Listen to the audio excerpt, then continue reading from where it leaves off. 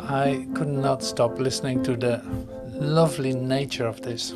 It's so lovely, it's so great. So thank you for coming to the moment of the Gospel of Thomas, and we continue today with the book of Monsieur Leloup, and we use some of the Logions today from the book, look at bits of the commentary. Oh, here's the singer. So a bit of the commentary, and so that's really great. We have Joel coming over, we have Jesus speaking to us, we have Marie Magdalene speaking to us too. She is actually a voice in the book of Thomas too, which is interesting, of course, to see that, because basically they're all expressions of Jesus, but Mary Magdalene is also in the book. So that's certainly something that needs some attention, and that's why I chose that Logion, that expression, that portal, that door, and yeah, using that today. So yeah, it's a bit like we have 114 Logions. They're all very interesting, like to look at, but you cannot do them all. So now it's like, okay, we have this meeting, and then next week there's another meeting. And yeah, which one are we going to take then?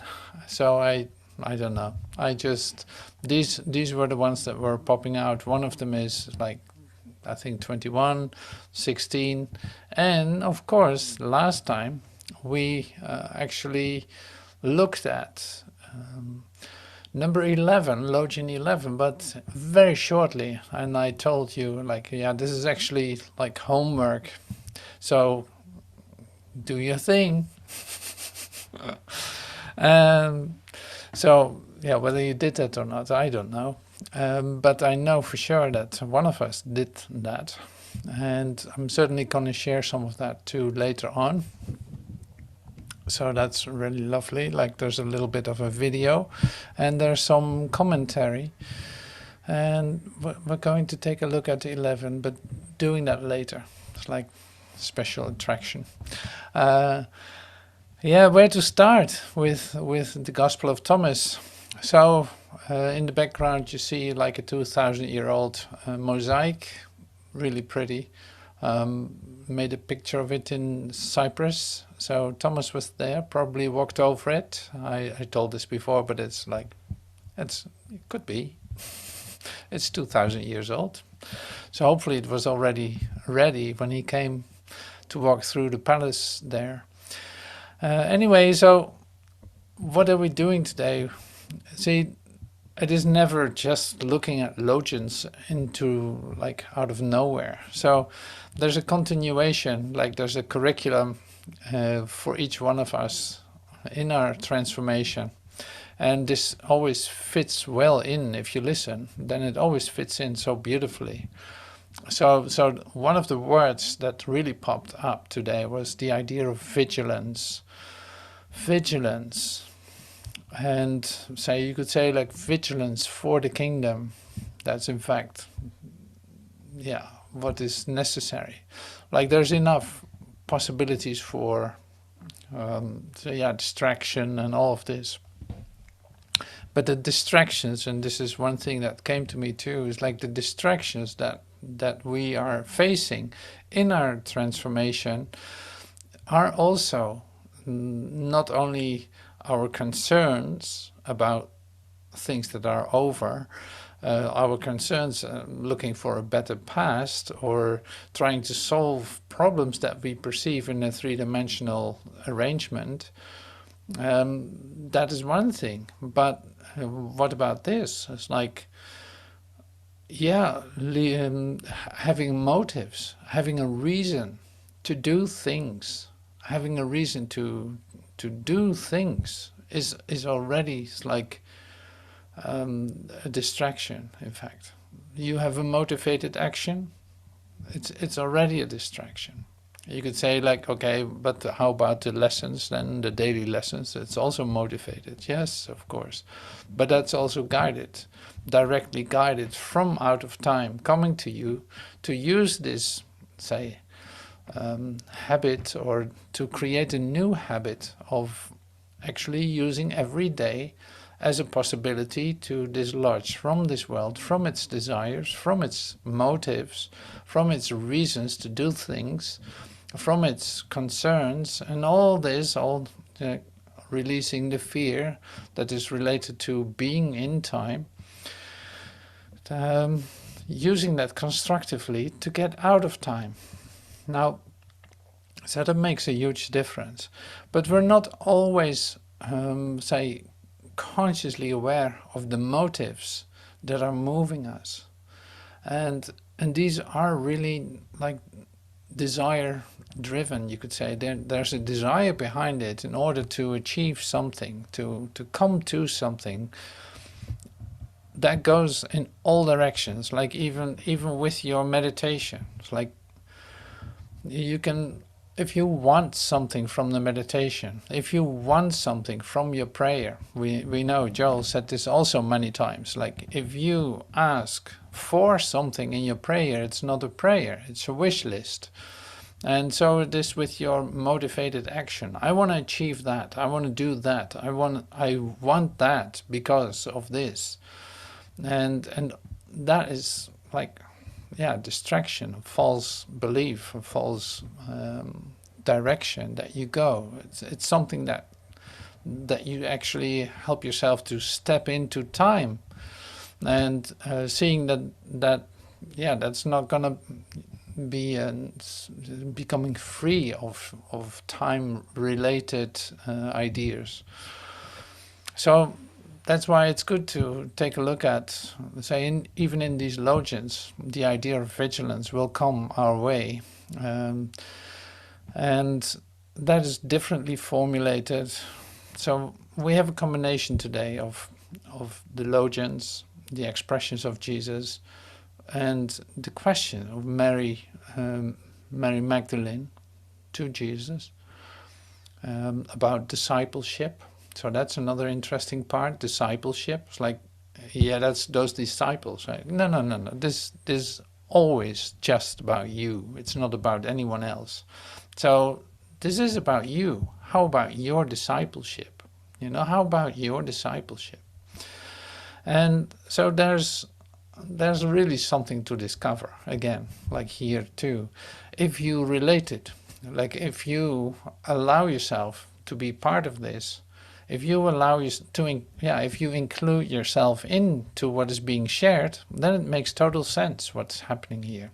Otherwise, it would just be talking about something. It's like, no, that's not what we do here. I have no interest in looking at the Gospel of Thomas. No, it has to have like perfect relevance for where you find yourself right now, or you better drop the book, is my idea. It's like, otherwise, you can read anything. No, this is about an occurrence that is taking place in you, a discovery, a development, an opening of your, say, rightful place in the universe, your rightful place. So that's huge, that's immense, that's bringing you to some real fundamental question. Now, in our meditation today, this question will come up. Wow.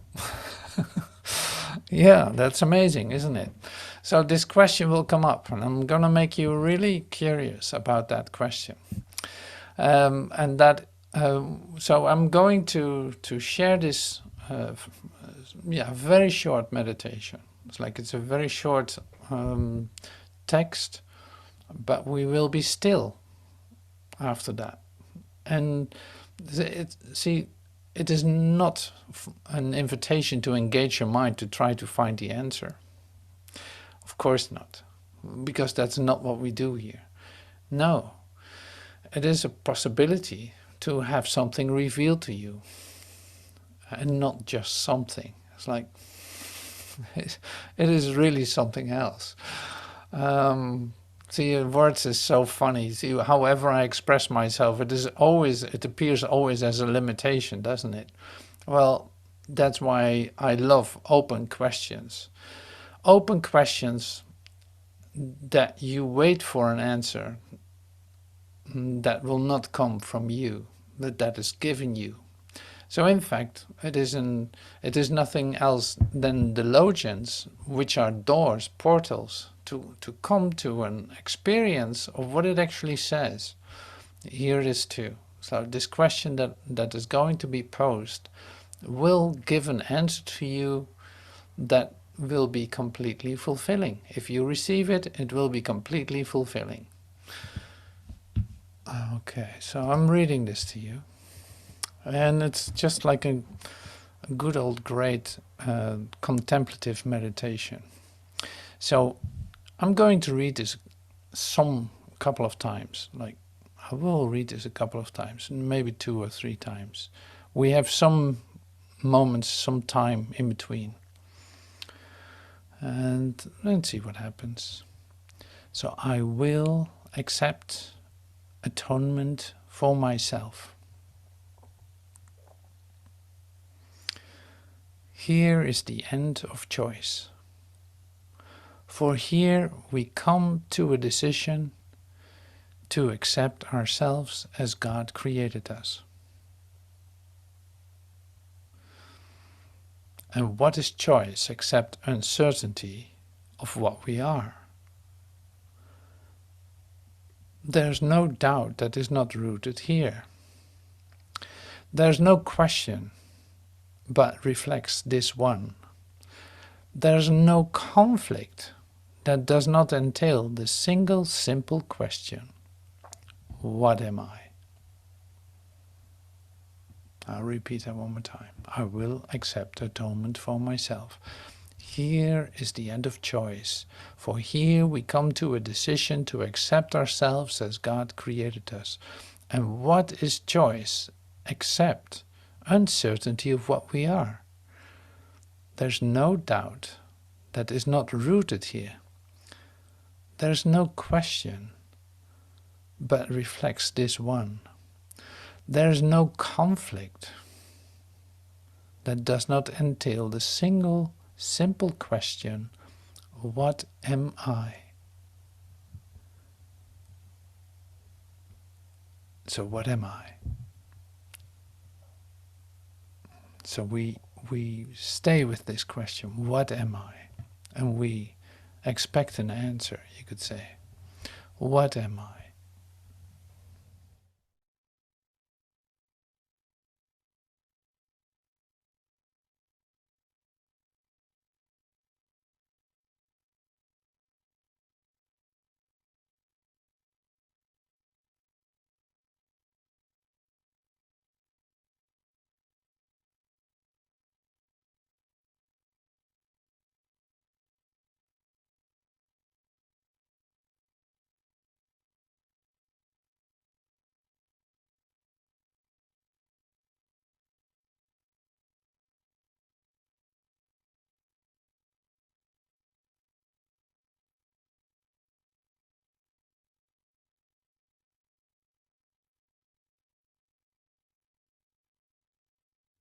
So, thank you.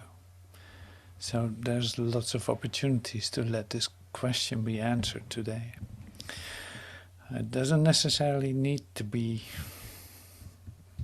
now in this contemplation or something. It's like, no, this will happen. This will happen. You have every opportunity.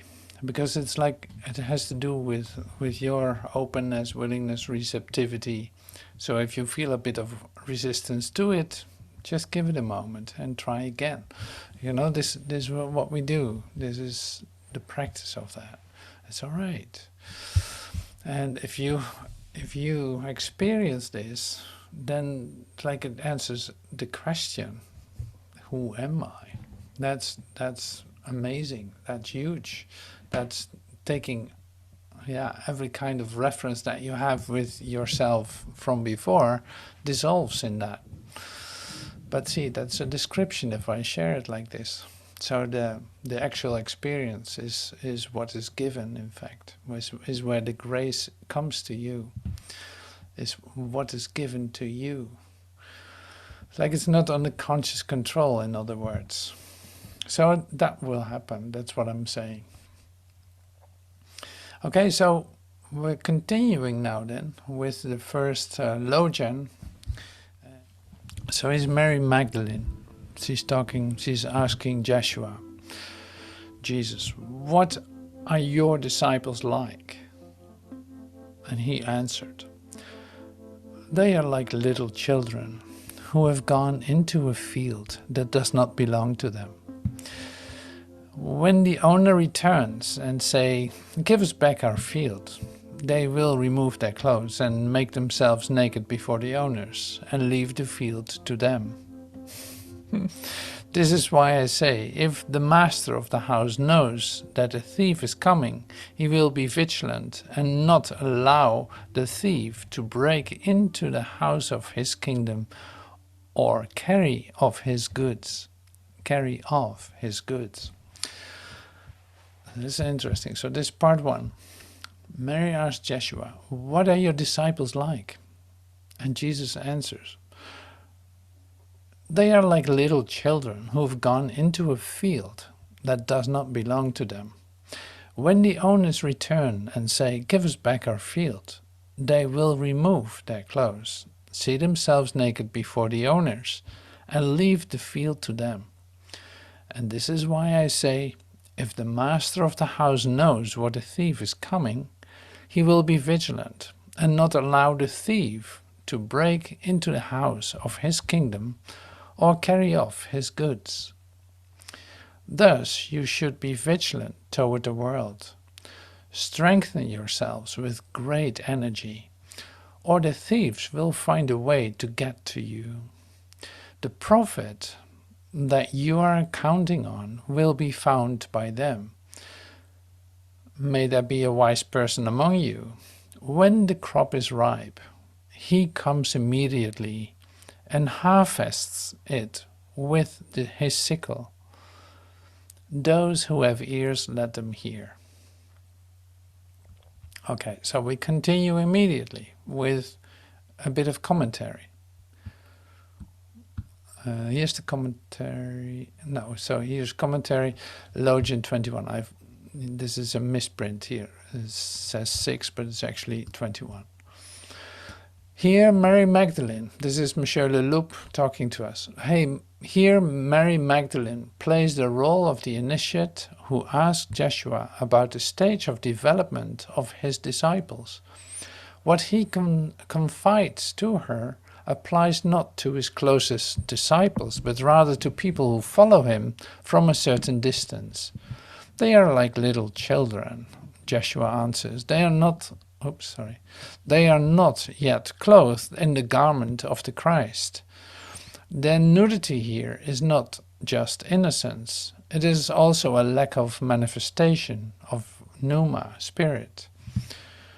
Joshua reaffirms the importance of vigilance. Not only spiritual masters may come into possession of the field of gnosis, it may also be taken over by robbers and invaders, hasty judgments, cravings, twisted thoughts. These are the diseases of the mind that can block or destroy true knowledge. Through vigilance and attention, these children can mature and become wise. It is then that they will harvest the promised fruit. They will no longer be naked strangers in the field of knowledge. They will be masters along with the master, sons and daughters along with the son. So here's like a little warning, you could say, and I'll come back to that in a second.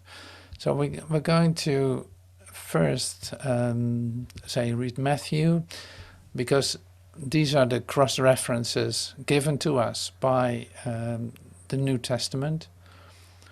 But to what shall I liken this generation? It is like little children sitting in the street and calling their playmates and saying, we sang to you and you did not dance, and we cried for you and you were not sad.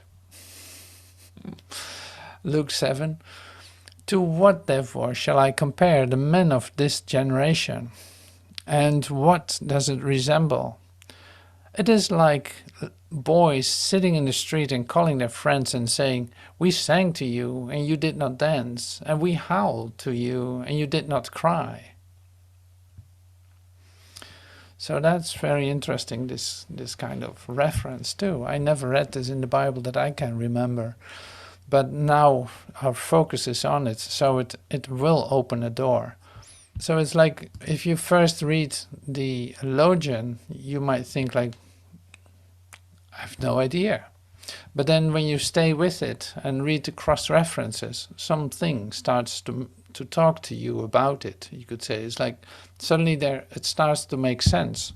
And it's not that it has to make sense, but you know for sure there's something there for you to discover. So the cross-references of the Bible, say, emphasize the part of the little children. So in other words, all of this has to do with a maturity, with the development of trust in what is given, in how far can you be trusted with the gifts of God, you could say. How far are you ready to receive the gifts of God? And can you say like, okay, yeah, not this, I don't want any of that. But yes, I'm open to receive the gift of God in whatever form that will come to me. So everything has to do with an initiation, with a start, just like Mary Magdalene here is say, put in the role of an initiate, as Monsieur Leloup says in his commentary. It's like an initiate is looking for, how does this actually work altogether? It's like, I have my experiences. I start to have experiences of my true self, you could say, glimpses of light and love that are not of this world. But I'm not sure how to look at all of this, or how to stay certain in this, say, deepening my trust in all of it. I'm not sure what to do for that, is in fact what Mary Magdalene admits. And Joshua answers then. So he answers to a segment of his followers that are considering the ideas. Like, oh yeah, Jesus has great ideas. That's why I'm following him. He can tell such beautiful parables, and I love to listen to it. And which is great. You know, that's a start. It's really lovely. But it goes deeper than that. There's a development of trust, as we saw also in the Miracle Mind. It's like there's a development of trust. You go deeper into that trust. So that entails something that, when that has grown stronger in you, and you come to the place of an honesty, which is like related to as the idea of consistency. So what you say, what you think, and what you do are one thing. There's not a conflict between those parts, you know, and that is what this has to do with too. So you cannot accept this word, say, listen to it, accept it, and not demonstrate it. Then it would be useless. Because then you miss actually your little part in bringing this into your world, or your big part, little part, whatever. It's like you bring this into your world, because literally that's where it has to come into. You will have to express this in some way, by your experience, by your expressions, by your attitude, by the light that's radiating from you, by receiving all of this. And these recognitions are like, very important, you could say. It happens, but it tells you something about where you find yourself in your transformation. If your trust is total in what Jesus is sharing, in what you recognize yourself to be, like you receive the answer to the question, who am I? Suddenly it flashes into your mind, like you feel the Christ in you, and you recognize the light and the communication that's related to it, and you start giving that away just by receiving that. So you could say, like, you look like a young God You look like a young God, and that's what you radiate. So this is where this is about, and say in the full acceptance of this.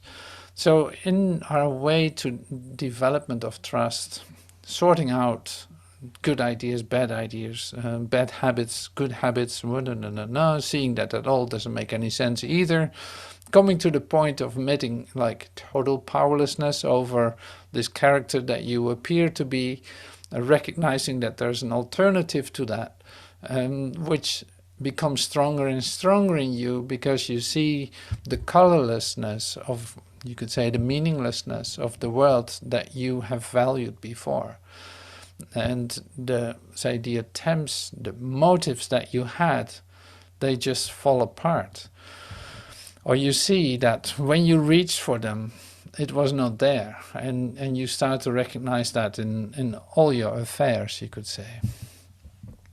So then suddenly your mind can open up to receive what is given, to receive your discipleship, to receive your Christhood, and seeing that literally incarnating into your whole system, into your whole being.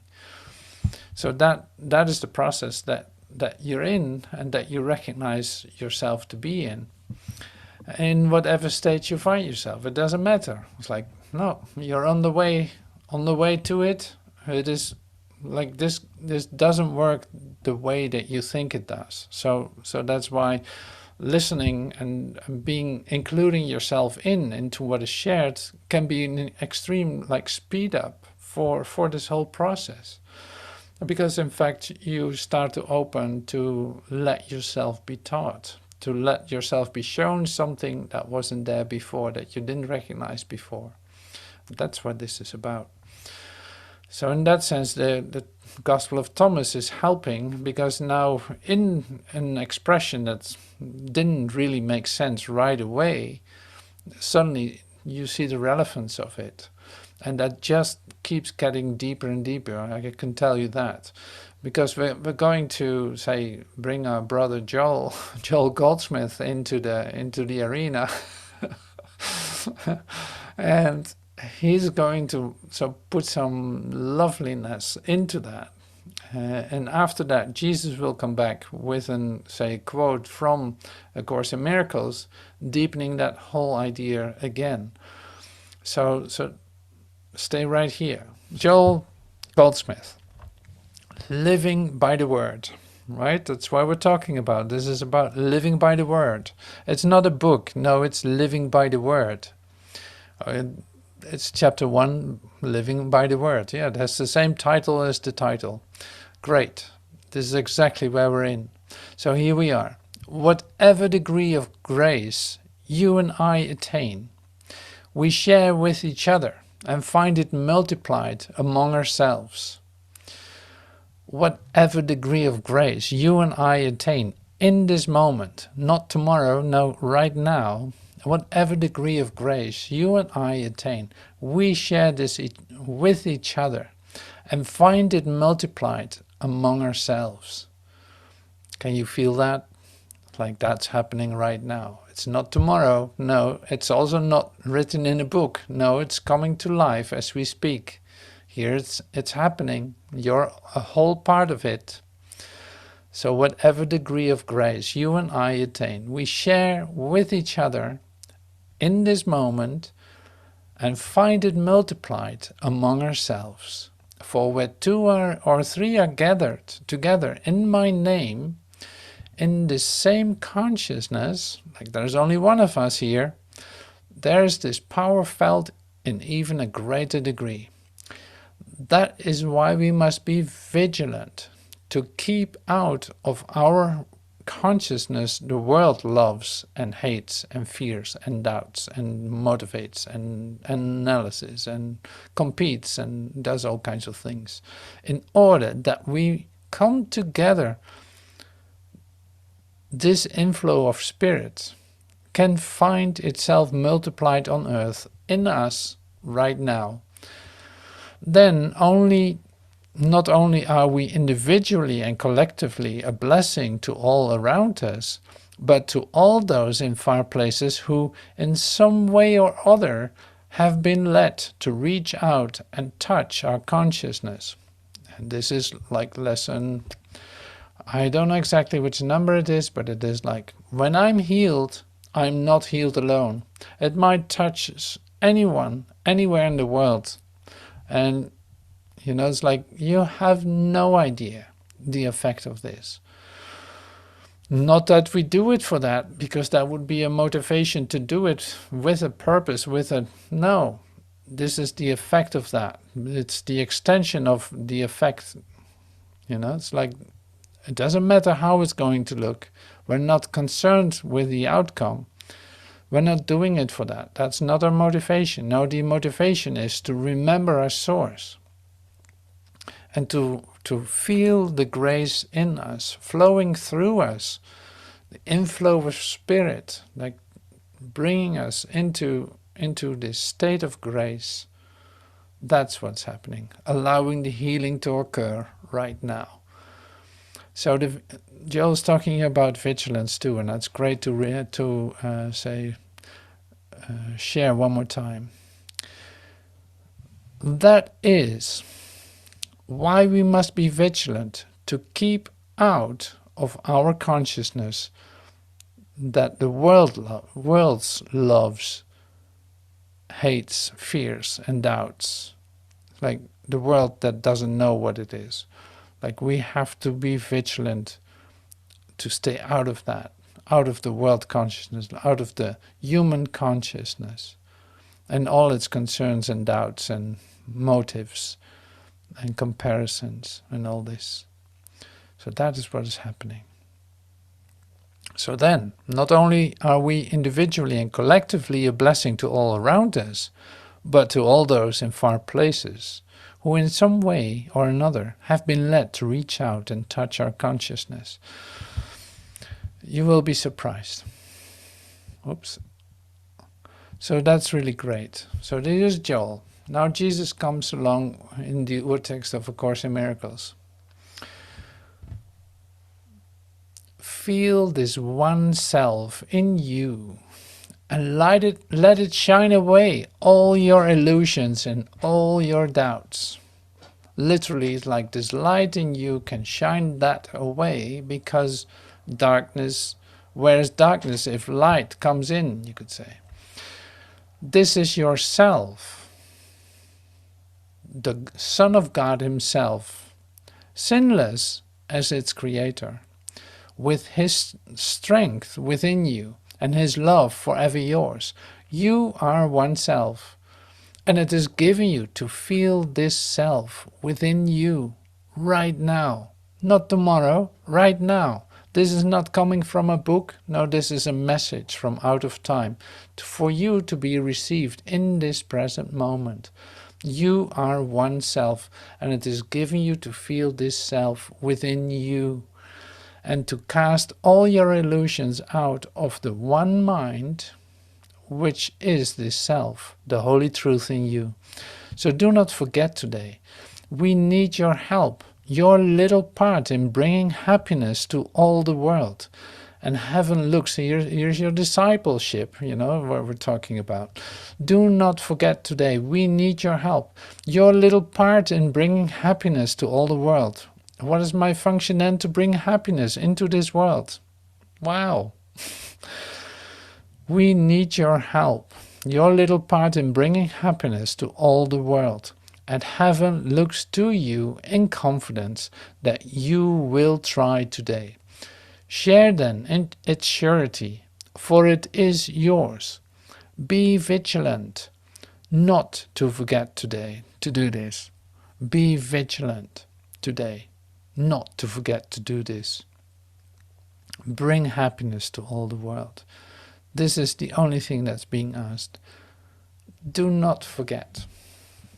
Like, that is really lovely. So that's, yeah, so much in alignment with what Joel shared just a moment ago. That's really lovely. This is our Logion 21. There's like, the Logion started with a question of Mary's, like, how am I supposed to look at discipleship or disciples? Like, who are your followers? What happens? What is this actually? What is occurring?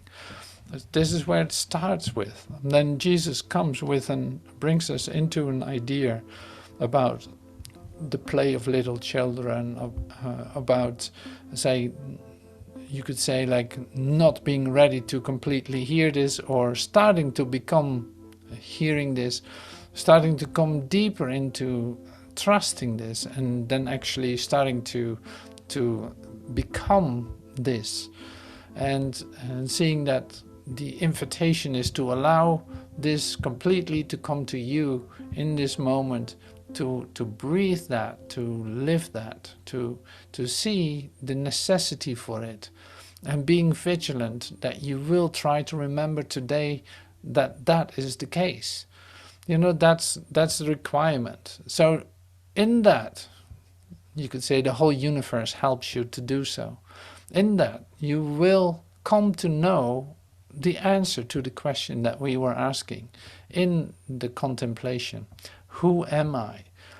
I'm one self, one mind, one consciousness, as Joel said, like one consciousness. I'm that, inclusive of everyone.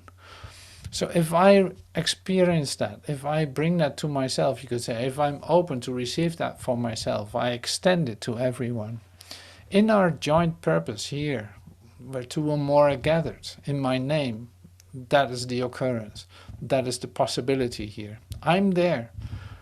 The Christ mind is present in this moment. So that is the occurrence. So this is not just doing like an online class, or it's like, no, it is limitless in its healing potential, like in its healing power. It's limitless.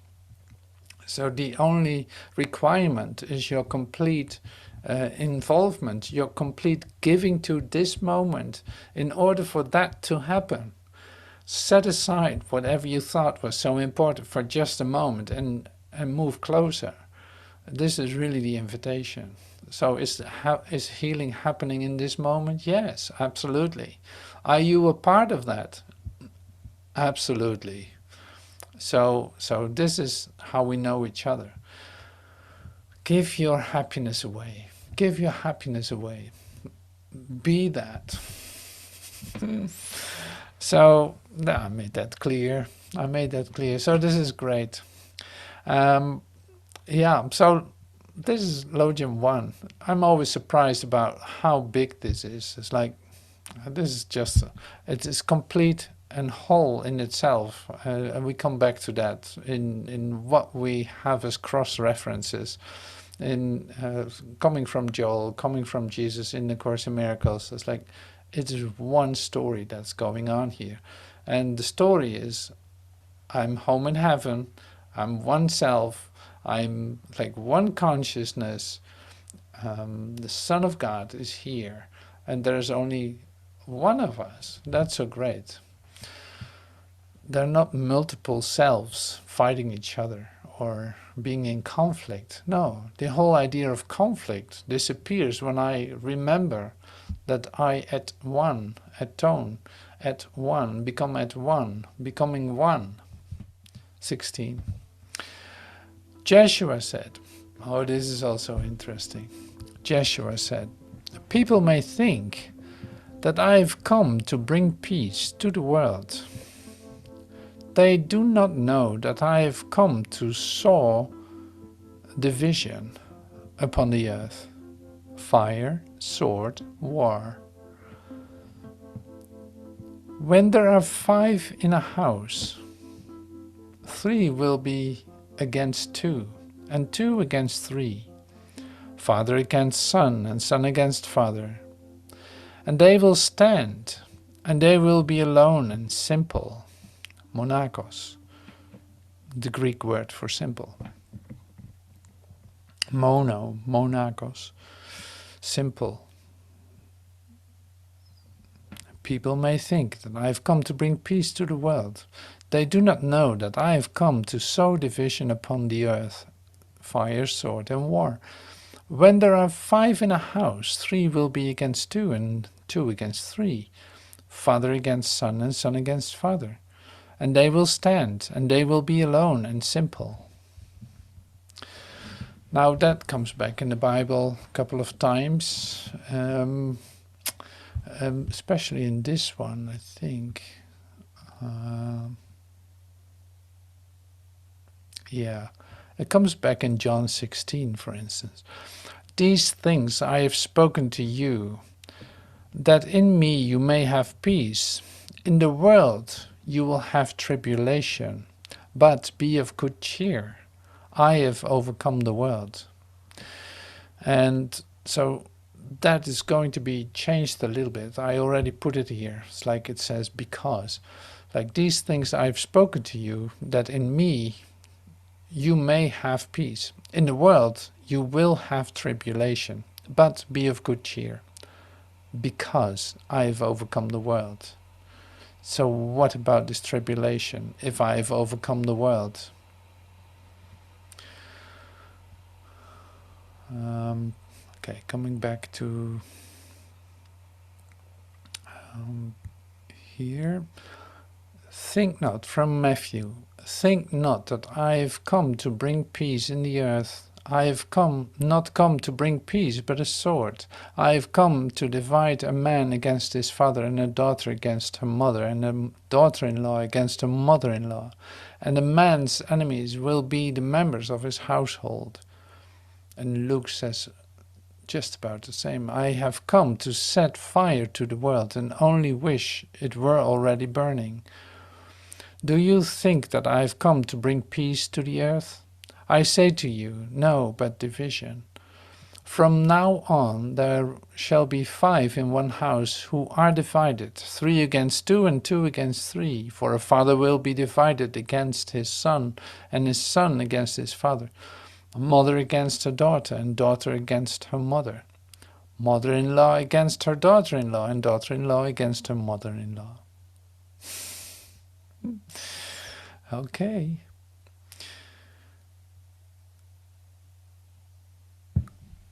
The peace, here was the commentary. The peace that Christ offers us is neither euphoria nor some kind of tranquilizer.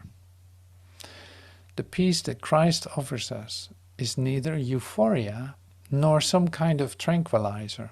It is the essential peace of being, which does not depend upon favorable outer circumstances. In order to discover this peace, which nothing and no one can take from us, it is necessary to be willing to undergo the fire, the sword, and the war. In other words, to experience purification, the discrimination, the sorting out, you could say, and the polemics, recognizing that you're in war against yourself, that can shake us out of our false sense of security. Well, is that really so? So I have one reference of A Course in Miracles, looking at that. The reason why I can be entrusted with your body and your egos is simply because this enables you not to be concerned with them, and me to teach you their unimportance. Well, this is really interesting in the idea of sorting out. So the reason why I can be entrusted with your body and your egos is simply because this enables you not to be concerned about them, with them, and me to teach you their unimportance, as we discover in the lessons that we do. I could not understand their importance to you if I had not been tempted to believe them myself. So let us undertake to learn this lesson together, so we can also be free of them together. I need devoted teachers as much as I need devoted priestesses. They both heal the mind, and that is always my own aim. The soul is far beyond the need of your protection or mine. The biblical quotation should read, "In this world you need not have tribulation, because I have overcome the world. That is why you should be of good cheer. In this world you need not have tribulation, because I have overcome the world. That is why you should be of good cheer.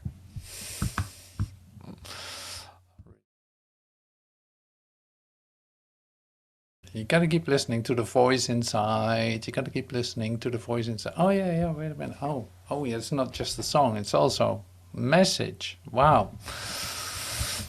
It's coming from everywhere, doesn't it? So, can you remember what this Logion was about?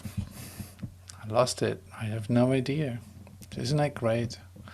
Like now my mind is completely blank and I'm feeling like, oh wow, I can't believe it. What is given? But do I actually need to know exactly what it said now? Why? No. So we continue. So maybe there's something coming in. Oh, here is something. Like, be of good cheer. You don't need to have tribulation in this world. Like, the tribulation of the world doesn't need to get to you. Remembering this, like, wait a minute, I'm right here. Like, it has nothing to do with anything. I'm not looking for something outside to have a conflict about. So I'm reaching out of time. I use this expression more and more. It's like reaching out of time. I'm not reaching in time, because the only thing I can find in time is like conflict. And this was the part that we needed to be vigilant against. Like, no, don't pick that up. No, stay right here. Not knowing how to respond, sure, but having a trust that what is given in the moment is exactly right for everyone involved. What you can receive now is exactly the gift that you can receive now. So that comes back in the Logions. Now we combined 16 and the other one, 21, and so we continue now with Logion 11. Logion 11 was one that we did last week, but we did it too fast. It was at the end of the meeting, just like now, even though we have still some time. So what I first want to do is to play a video that was sent to me by Bill.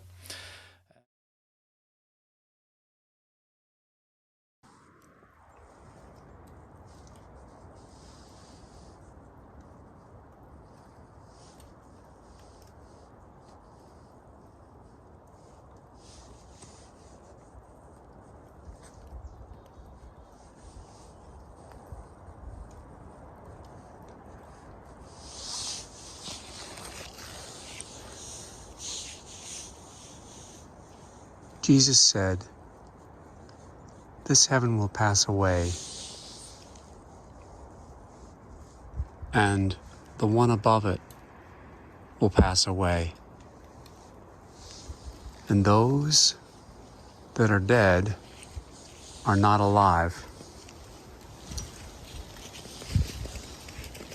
And those that are living will not die. In the days when you ate of what is dead, you made of it what is living. When you come to be light, what will you do? On the day you were one, you became two.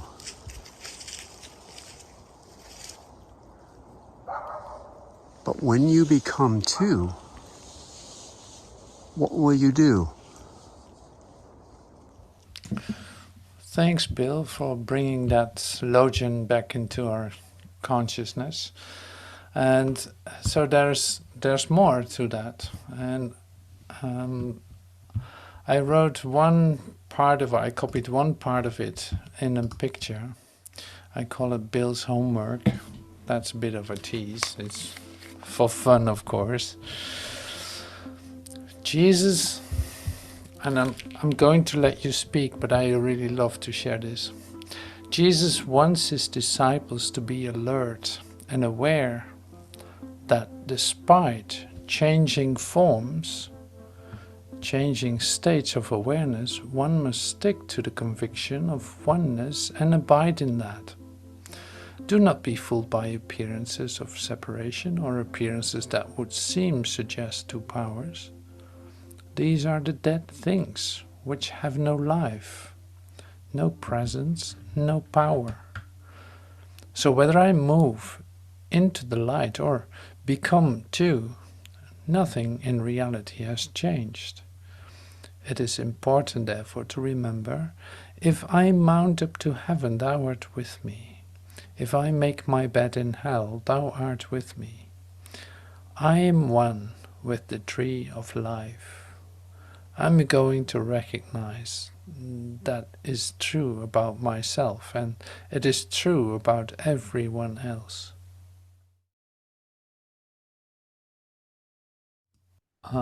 So the great thing in what you share is in fact the idea that say you're a branch, you're as a branch connected to the vine, that there's nothing.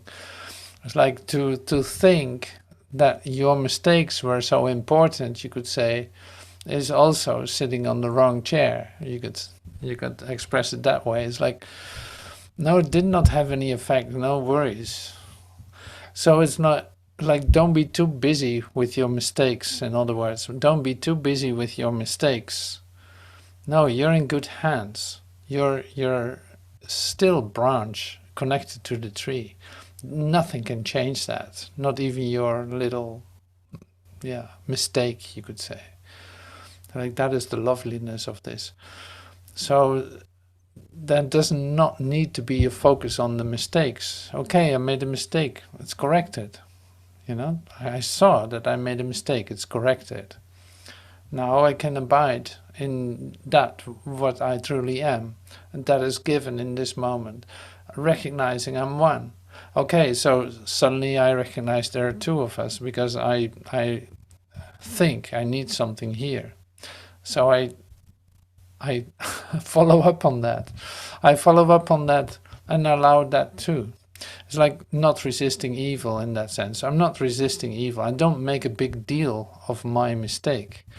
No, because in reality it did not take place. And for me to come back to the conscious realization of this will not happen if I focus on my mistakes. It's literally impossible. Now I have to see like, okay, I have no idea how to get out of it. Boom. Now I can be out of it. Now I can be free of it. Yes, I made a mistake. Okay, I only have to admit that. That's all. And here is the light. Whoa. Wow, I had no idea it was that simple.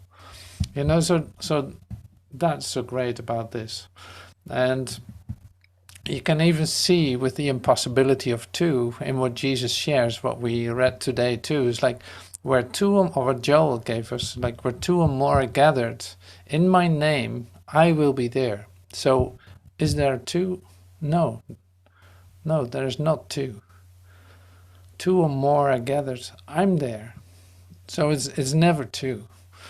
So in other words, oneness is the only thing that can be there. You could say the Trinity is part of it. You're a whole part of the Trinity. Are there three? No, this is one. So the mathematics of awakening are a little bit different than those of the world. The world is focused on two. It loves to have two of everything, opposites, two polarities. Two opposites is sufficient, I guess. So that's what makes the world impossible. So you don't need to focus on that in order to experience oneness. So that's another part of it, the mathematics of awakening. I used it before with an idea of 70 times 7. It's also the mathematics. It's like forgiveness, like atonement. I accept my atonement. I can only accept my atonement if I forgive, letting go of my ideas of two-ness, in fact. So when I let go of my idea of two-ness, there is oneness. That's great. All right, so thank you, Bill, for sharing your part in this. Logion 11 it was, I think.